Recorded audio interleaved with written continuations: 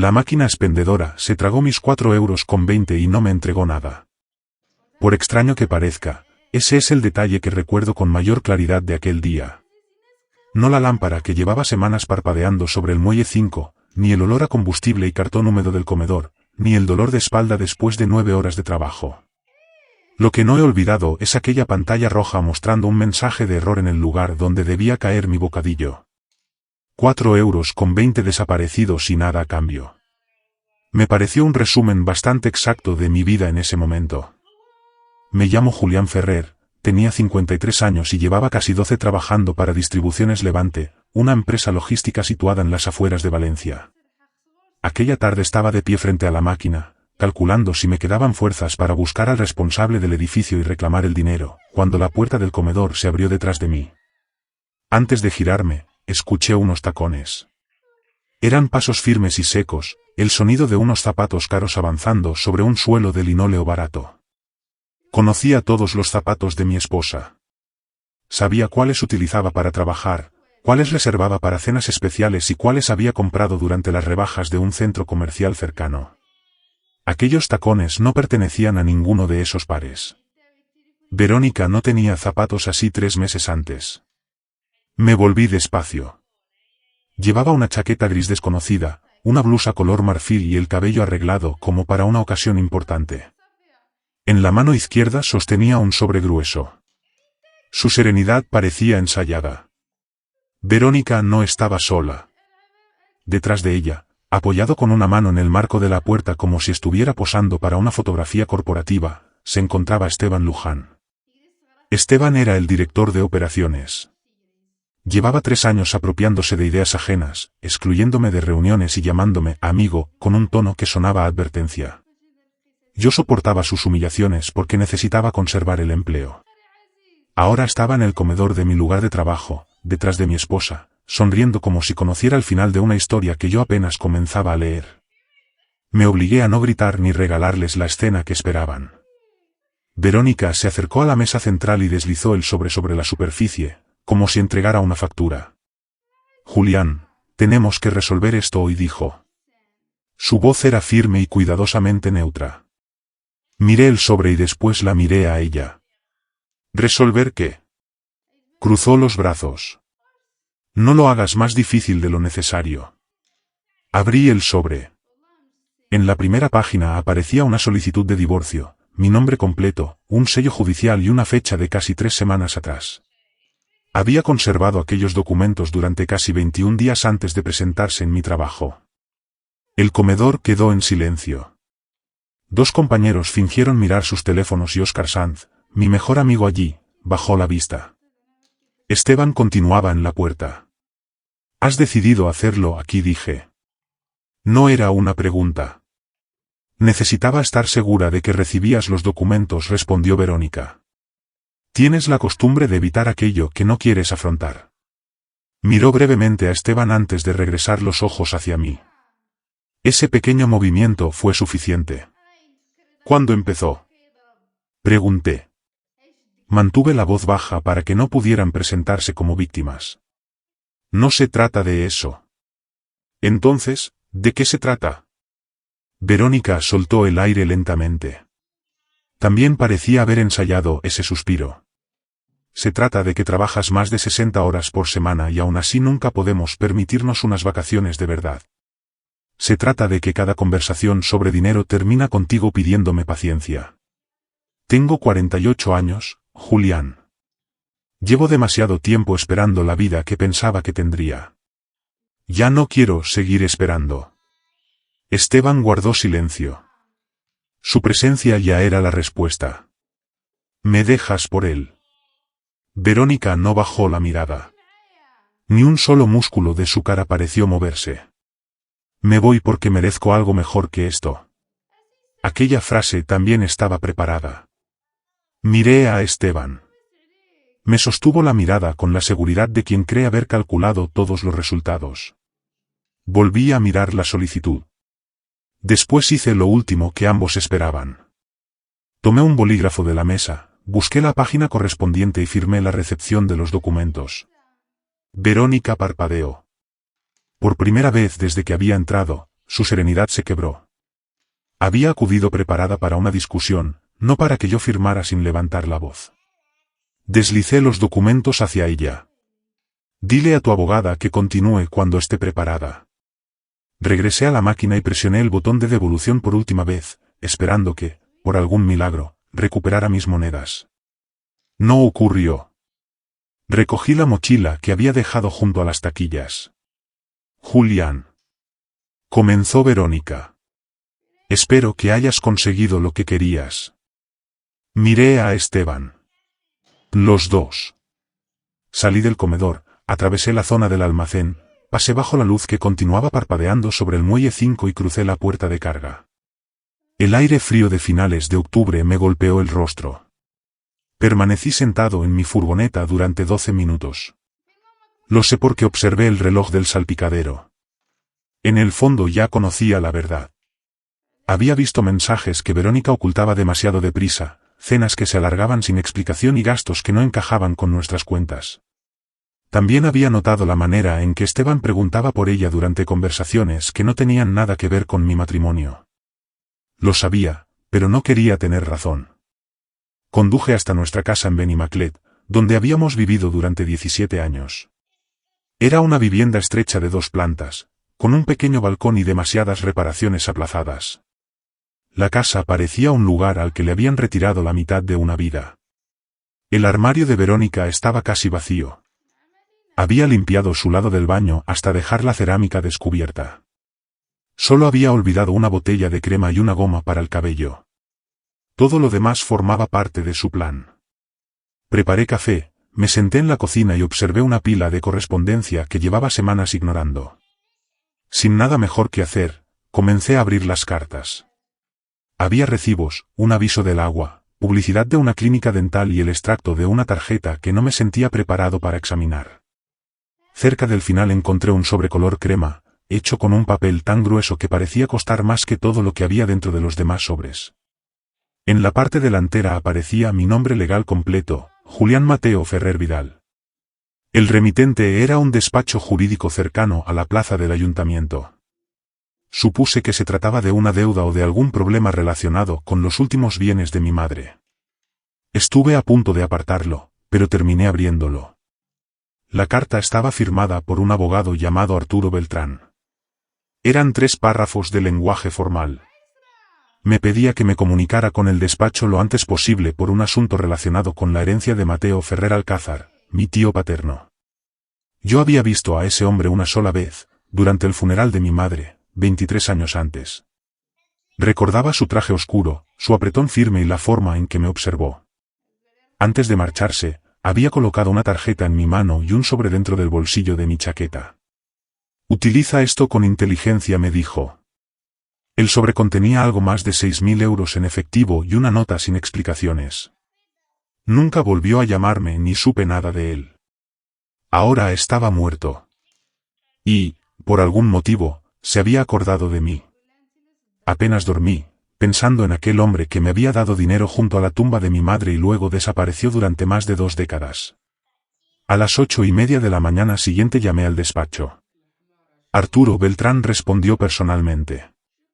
Señor Ferrer, me alegra que haya llamado. ¿Podría venir hoy? Su tono dejó claro que no era una cita rutinaria.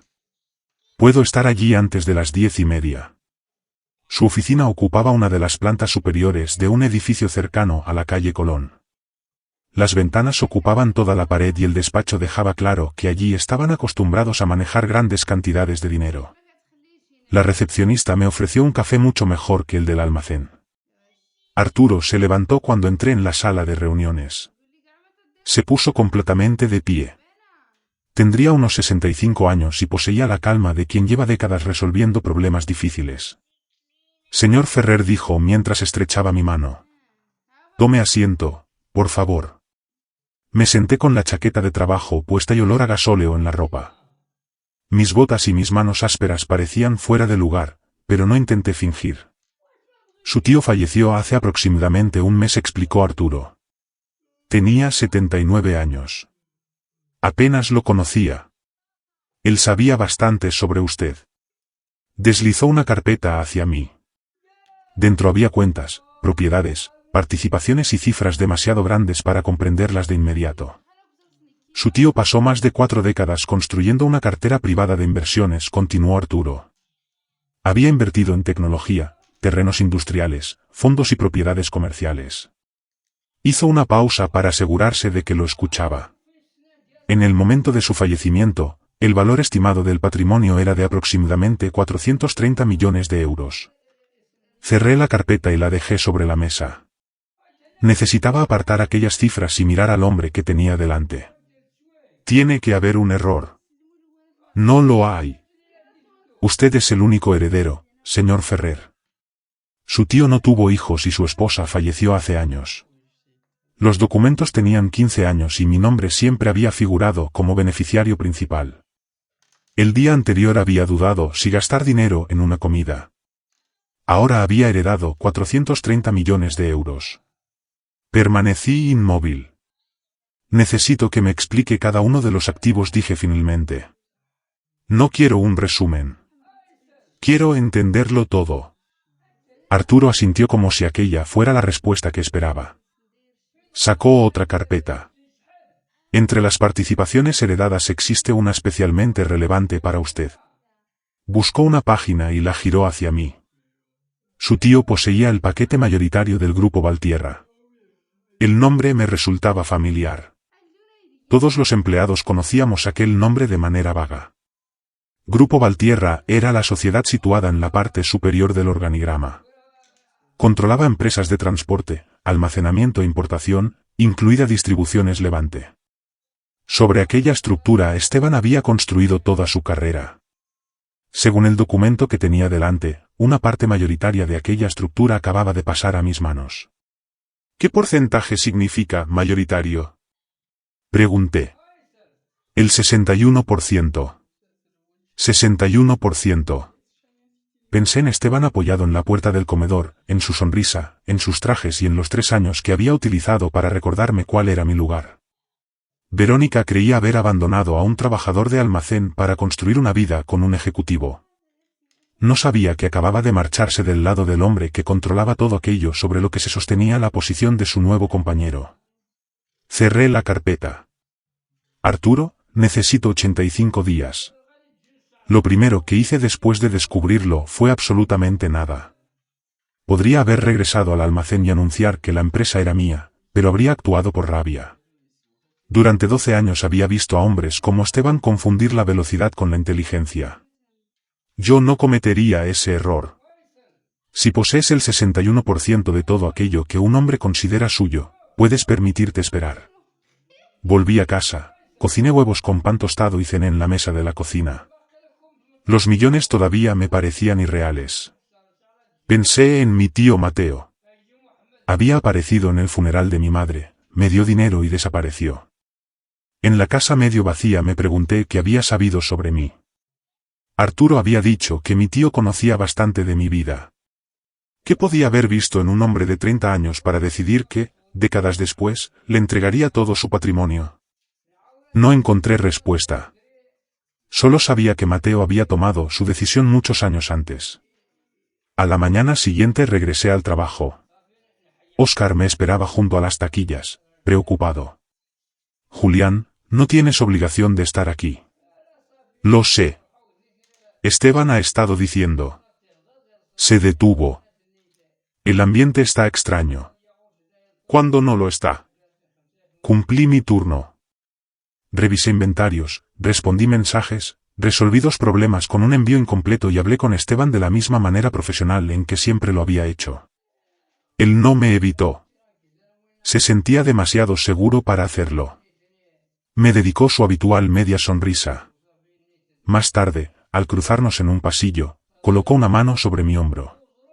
El gesto fingía compasión, pero transmitía triunfo. Espero que estés llevando bien la situación, amigo, dijo. Lo estoy. Verónica necesitaba un cambio.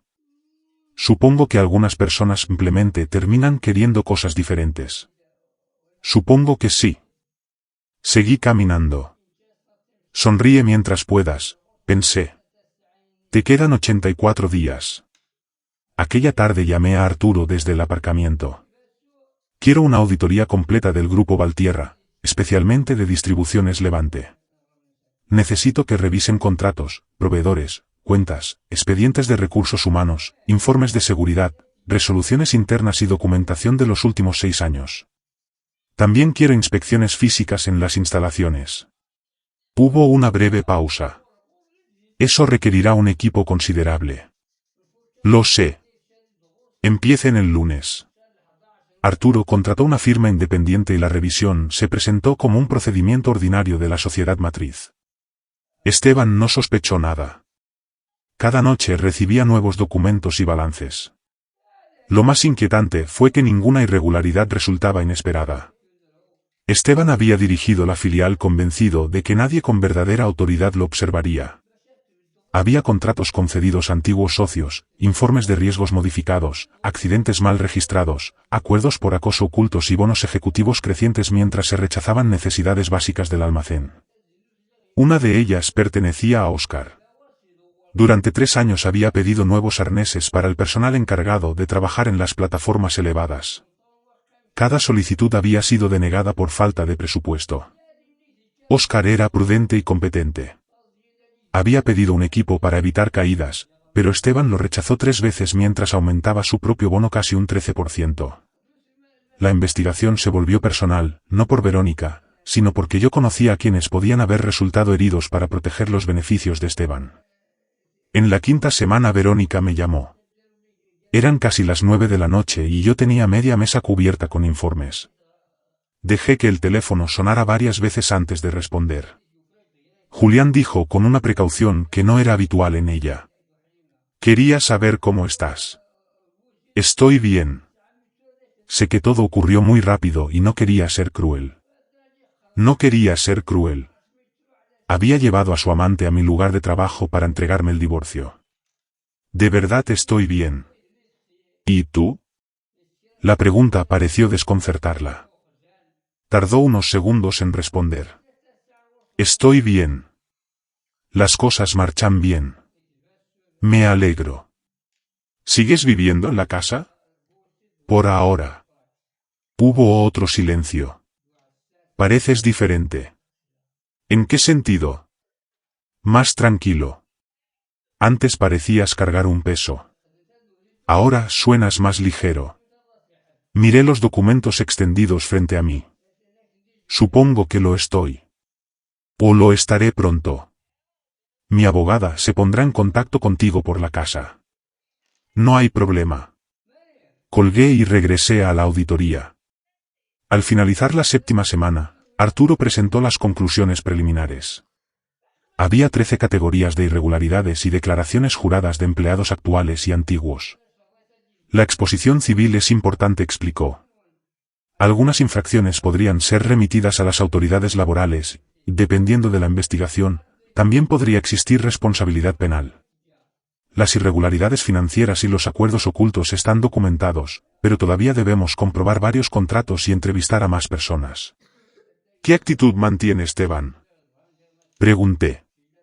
Sigue confiado. Cree que se trata de una revisión ordinaria y desconoce el cambio de propiedad. Quiero que continúe así. No convoquen todavía al consejo. Antes de tomar una decisión, necesito que cada dato pueda sostenerse sin depender de mi palabra ni de lo ocurrido con Verónica. Durante las 4 semanas siguientes el equipo verificó cada hallazgo.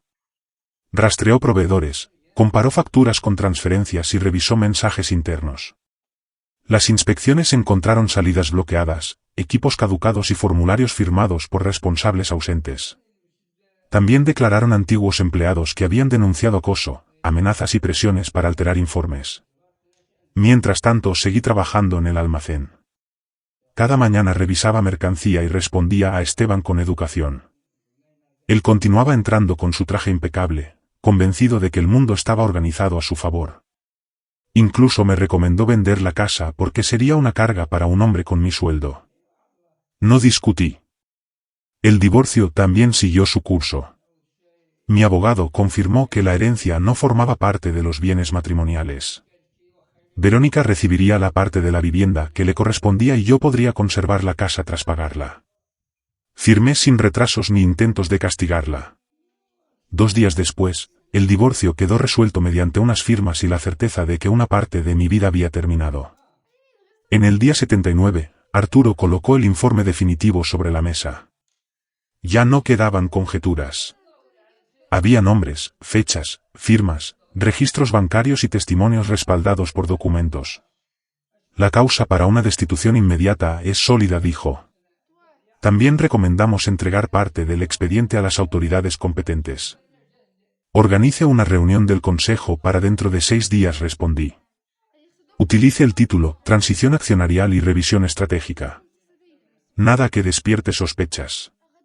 ¿Desea que Esteban reciba alguna información adicional? La misma que los demás directivos. Ni una palabra sobre mí. Arturo asintió. Y otra cosa. Apruebe hoy mismo la compra de los arneses solicitados por el equipo del almacén. Han esperado demasiado por un equipo básico. La orden se firmó aquella misma tarde.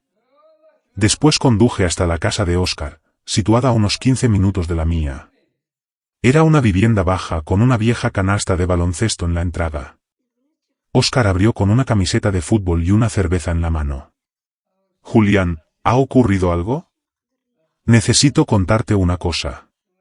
Su esposa, Clara, nos llevó café y nos dejó hablar a solas. Le expliqué que había heredado la participación mayoritaria de la sociedad propietaria de Distribuciones Levante. También le dije que la auditoría había encontrado sus solicitudes de seguridad y que la compra ya había sido autorizada. Óscar permaneció en silencio durante un largo momento. ¿Me estás diciendo que tu tío te dejó la empresa? La empresa matriz. ¿Y Esteban? Dentro de 6 días tendrá que responder ante el Consejo. ¿Los arneses? Ya están encargados. Soltó el aire por la nariz. 3 años, Julián. 3 años rellenando formularios y siempre respondía que no había presupuesto. Lo sé. No vas a montar un espectáculo, dijo. No era una pregunta. No. Bien. Los hombres como Esteban entienden los gritos y saben fingir que son víctimas. Lo que temen son los hechos que no pueden manipular.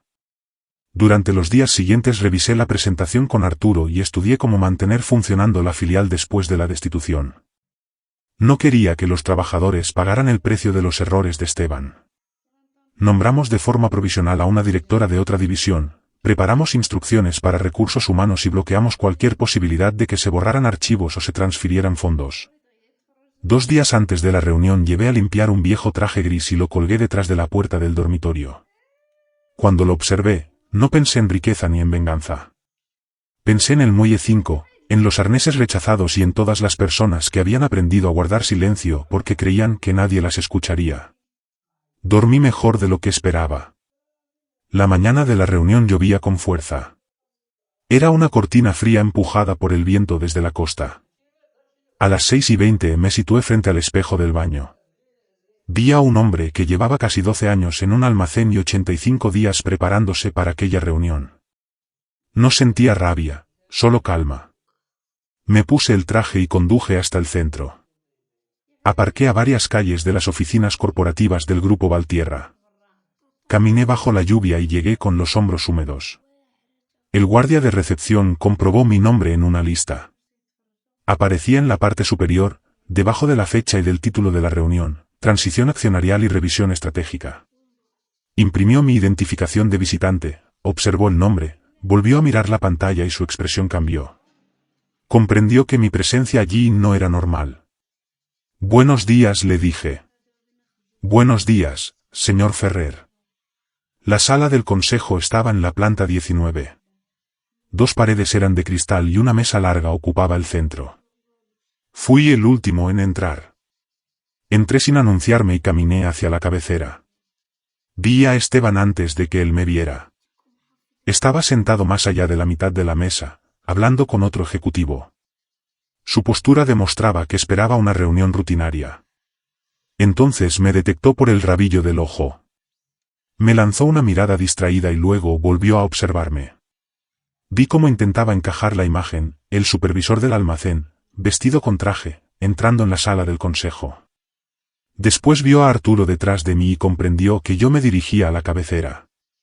Perdió el color del rostro. Arturo cerró la puerta. Señoras y señores, comenzó con aquella voz medida de abogado acostumbrado a realizar declaraciones importantes. Gracias por asistir. Antes de iniciar la sesión, quiero presentar formalmente a Julián Mateo Ferrer Vidal, único heredero del patrimonio de Mateo Ferrer Alcázar y accionista mayoritario del Grupo Valtierra. Hizo una breve pausa. Desde hoy, será también el nuevo presidente del Consejo. La sala quedó en un silencio absoluto. Esteban separó ligeramente la silla de la mesa. Eso no puede ser cierto, dijo. Su voz aún conservaba un tono profesional, pero la base de su seguridad había desaparecido. Él trabaja para mí. Es supervisor de almacén. Trabajaba para ti, respondí mientras llegaba a la cabecera. Siéntate, Esteban. Se sentó lentamente. Ocupé mi silla y abrí la carpeta que Arturo había preparado. Pensé en el comedor, en los documentos del divorcio y en la máquina que se había quedado con mi dinero. Después comencé. Durante los últimos 85 días autoricé una auditoría completa de las divisiones operativas del Grupo Valtierra. Quiero ser directo sobre los resultados, porque la claridad es lo único útil en este momento. Pulsé el control y apareció la primera diapositiva. Distribuciones Levante es, con una diferencia considerable, la filial más comprometida de esta cartera.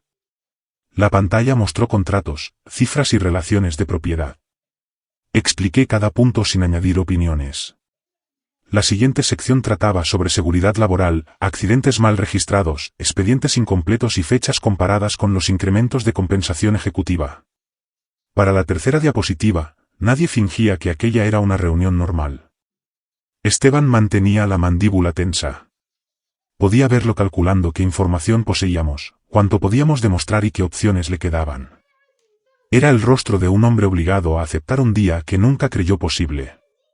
Esas cifras están presentadas fuera de contexto, interrumpió. Tú no entiendes la complejidad de las operaciones.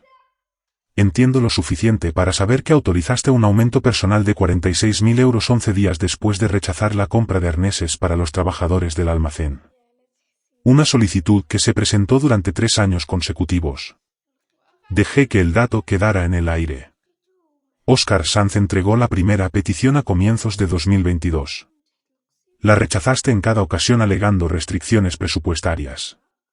Nadie se movió. Continué con las declaraciones juradas de antiguos empleados, los registros bancarios, los conflictos de intereses, los mensajes enviados al Departamento de Recursos Humanos y las instrucciones para reducir la visibilidad de varios acuerdos por acoso. Había nombres, fechas, cantidades y firmas. No levanté la voz. Cuando cerré la carpeta, nadie dudaba de la gravedad de los hechos. Miré directamente a Esteban. Tu relación laboral con el Grupo Valtierra queda terminada con efecto inmediato y por causa justificada. Desde este momento tienes prohibido acceder a cualquier instalación de la compañía. Tus credenciales serán anuladas al finalizar esta reunión. No recibirás indemnización adicional dentro de las cláusulas aplicables a las faltas graves. Toda la documentación será remitida a nuestros asesores para evaluar responsabilidades civiles y posibles actuaciones ante las autoridades. Esteban se levantó tan deprisa que la silla rodó hasta golpear la pared. Esto es personal, dijo. Ya no hablaba como director de operaciones. Era simplemente la voz de un hombre asustado.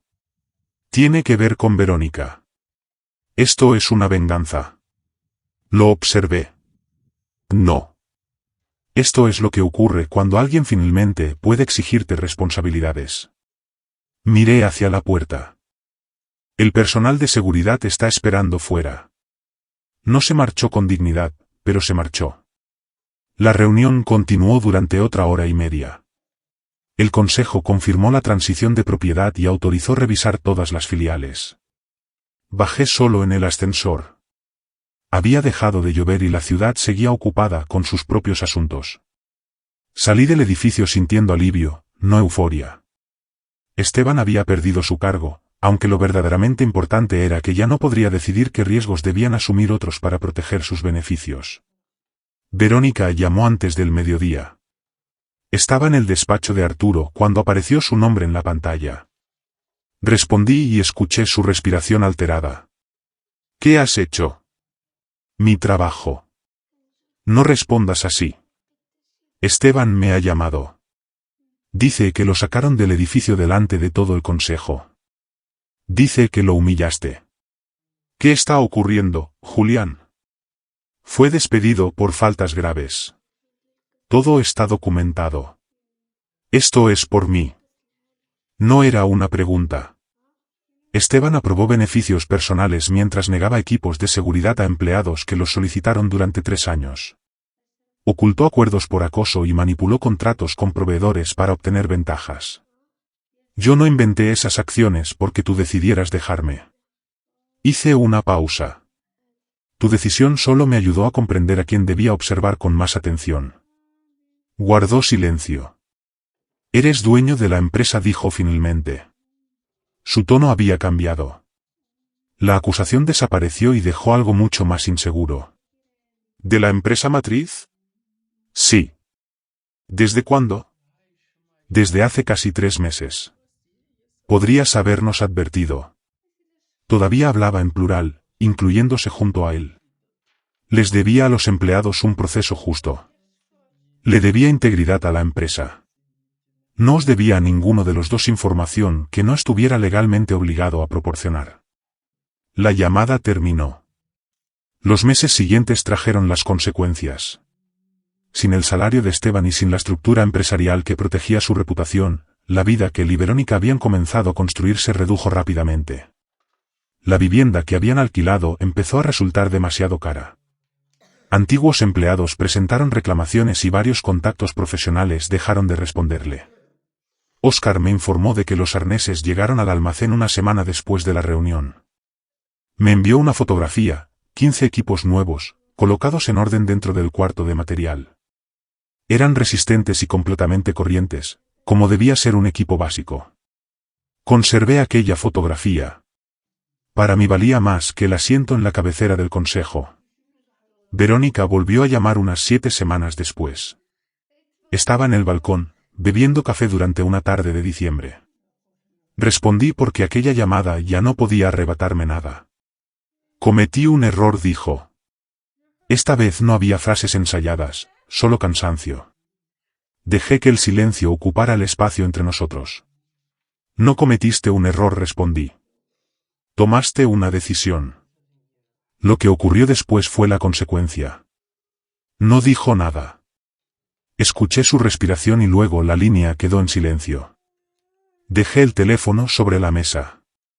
Al otro lado de la calle, la vida continuaba con absoluta normalidad. No hubo celebración ni música. Solo una tarde cualquiera. Con el tiempo pensé en que le diría a alguien que estuviera en aquel comedor, viendo derrumbarse la vida que creía conocer. Le diría que lo más peligroso no fue el divorcio ni la humillación, sino la historia que yo mismo me había contado sobre mi valor. Había confundido el silencio con invisibilidad y la paciencia con debilidad. Estaba equivocado. Aquella pérdida no me convirtió en otro hombre, solo me obligó a mirar con claridad lo que había tolerado durante años y a no entregar otra vez mi dignidad por miedo o costumbre. El poder no consiste en hablar más alto, sino en actuar cuando los hechos están preparados.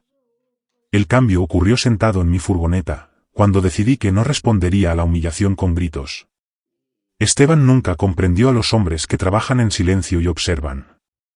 No siempre somos débiles, a veces simplemente esperamos hasta tener los hechos y la autoridad para actuar. Verónica me entregó los papeles del divorcio creyendo que estaba presenciando el final de mi vida. Lo que no sabía era que se los estaba entregando a un hombre que acababa de heredar todo aquello hacia lo que ella pensaba correr. Cuando lo descubrió, yo ya no estaba esperando a nadie.